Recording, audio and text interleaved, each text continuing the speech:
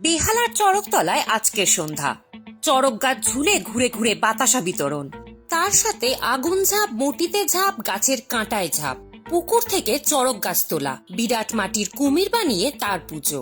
এইসব প্রথা মেনেই বিরাট জনসমাগমে এখানে হয়ে গেল শতাধিক বছরের পুরনো 3 দিনের চড়ক পুজো। কথিত আছে এই পুজো আগে করতেন বেহালার রায়বাড়ির পূর্বপুরুষেরা। তখন রায়বাড়ির পাশের পুকুরে থাকতো চড়কের মাথা, আর গাছ থাকতো আরেক পুকুরে, যেখানে এখন দাঁড়িয়ে ইলোরা হল। স্বপ্নাদেশে অবশ্য তার জায়গা পরিবর্তন করে আসে পশুপতি ভট্টাচার্য রোডে। পরে সেই জায়গার নামও হয় চড়কতলা। এবছরও কুমির পুজো দিয়ে শুরু হয়ে বিভিন্ন যন্ত্রণার কাছে আত্মসমর্পণের মাধ্যমে ভক্তরা শিবকে সম্মান জানালেন। এক পুকুর থেকে খুঁজে খুঁজে তুলে কাঁধে করে বয়ে নিয়ে এলেন পুজোর মূল আকর্ষণ চড়ক গাছ।